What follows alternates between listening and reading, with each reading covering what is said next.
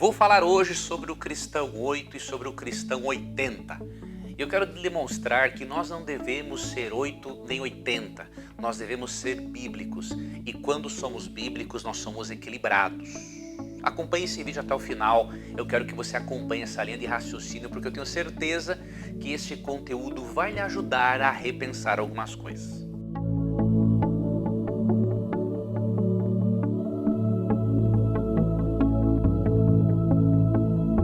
No ano passado, eu gravei um vídeo demonstrando que não tem nenhum problema você celebrar uma festa junina de uma forma correta.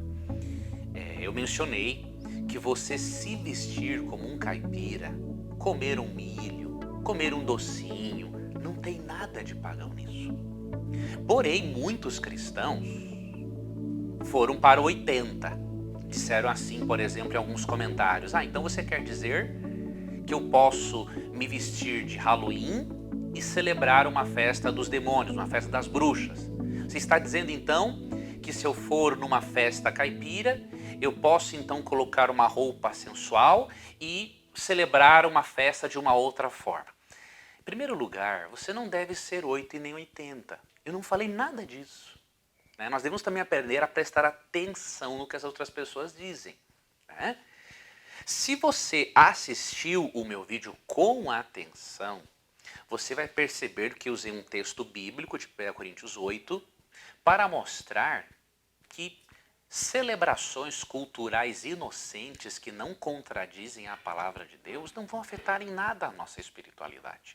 Vamos então ler 1 Coríntios 8, que foi o capítulo que eu li ano passado, e aí eu quero fazer algumas reflexões com você para não sermos cristãos 8 ou 80, não irmos para os extremos.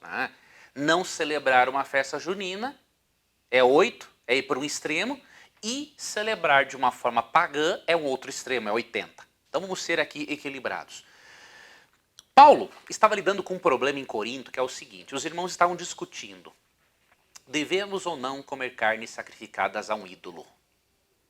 Muitos cristãos pensavam que se eles comessem uma carne que houvesse sido sacrificada num templo pagão, isso seria idolatria e isso traria também prejuízos espirituais para a pessoa.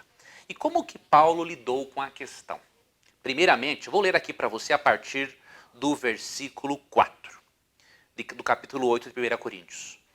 Então, o que dizer quanto ao alimento oferecido a ídolos?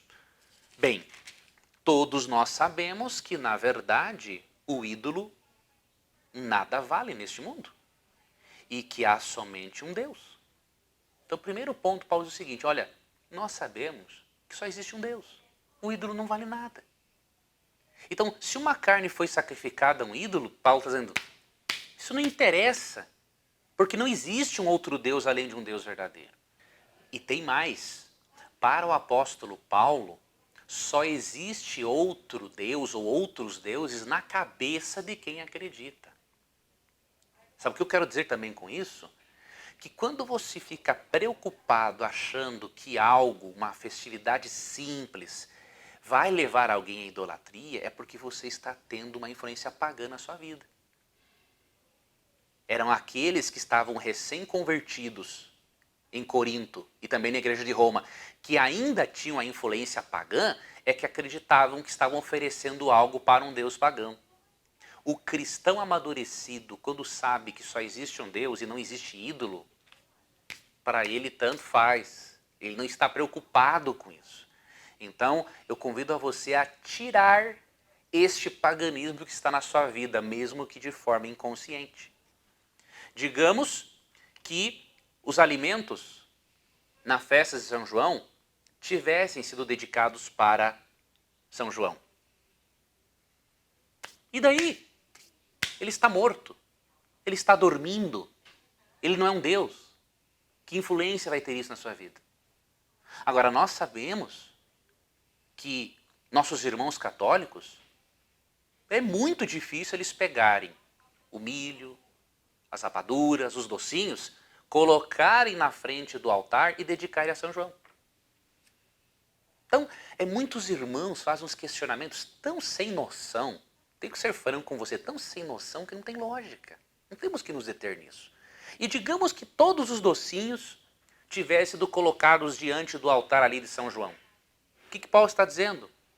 O ídolo nada vale neste mundo, há só um Deus. Ele também explica aqui no contexto que existem irmãos com uma consciência espiritual mais sensível e que essas pessoas precisam ser respeitadas. Agora, essas pessoas com a consciência espiritual mais sensível não devem permanecer sendo fracas na fé. A pessoa tem que se desenvolver, a pessoa tem que crescer. Deus não é honrado com a nossa ignorância. Você vai ver aqui na descrição do vídeo um artigo meu sobre Romanos 14, onde eu explico quem são os fracos na fé em Romanos 14.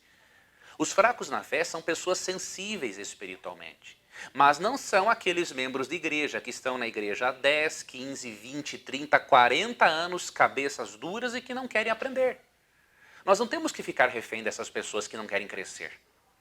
Nós temos sim que ter cautela, cuidado com os que verdadeiramente são fracos na fé e são sensíveis. Com carinho ensinar a eles e respeitar a posição deles. Ok? Agora não podemos confundir o fraco na fé com o cabeça dura. Se ele quiser permanecer na ignorância dele, o problema é dele. Ok? Um outro detalhe que devemos considerar é que uma coisa é uma pessoa celebrar uma festa junina entre amigos, entre irmãos da igreja e se vestir de caipira. Uma outra coisa é a pessoa vai se vestir de bruxo. Não tem nada a ver uma coisa com a outra. Há um pecado em eu me vestir de caipira? Qual é o problema em ser um caipira? Nada. Agora, se eu uso uma fantasia que celebre uma festividade que realmente tem a ver com feitiçaria, com espiritismo, aí é outra história. Então nós não podemos relacionar as duas coisas porque não tem nada a ver uma coisa com a outra.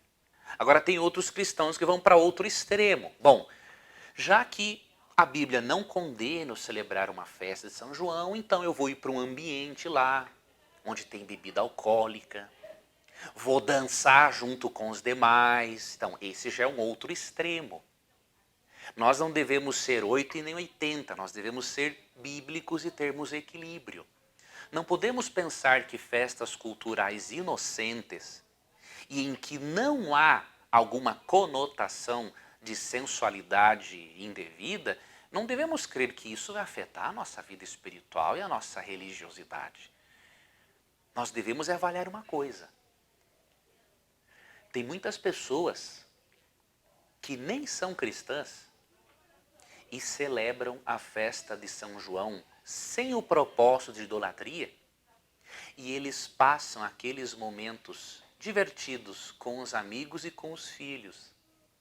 Agora tem alguns cristãos que passam em casa brigando com os filhos, brigando com a esposa, brigando com o marido. São péssimos exemplos em casa e ficam na internet dando uma de santo, querendo dizer para os outros o que eles podem e o que eles não podem fazer.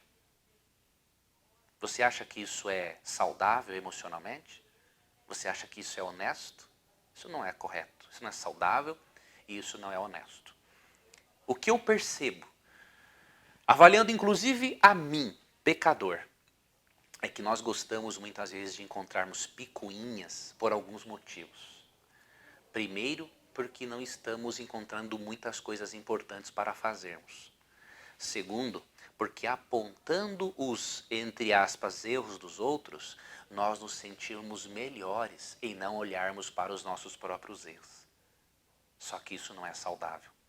Eu preciso dedicar, na verdade, o meu tempo em avaliar os meus pecados, o meu caráter egoísta, ou o meu caráter colérico, estourado, ou o meu caráter arrogante, ou o meu caráter impuro. Eu tenho que dedicar meu tempo para meu autoconhecimento e para ter uma comunhão com Deus para eu melhorar esses aspectos. E não ficar perdendo meu tempo em avaliar o que o outro faz e o que o outro deixa de fazer.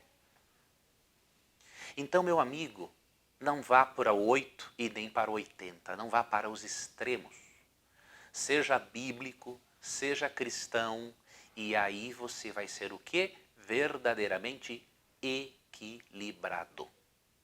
Que Deus guie você, que você estude cada vez mais a Bíblia, e não esqueça de ir aqui na descrição do vídeo e ler o artigo sobre os fracos na fé. Esse artigo sobre Romanos 14 vai lhe ajudar significativamente a você amadurecer várias coisas, inclusive vai lhe motivar a crescer mais, a buscar mais conhecimento. Para você ser um cristão maduro, conhecedor, equilibrado, que saiba emitir opiniões com fundamento, com carinho e com respeito. Que Deus te guarde e até um próximo encontro.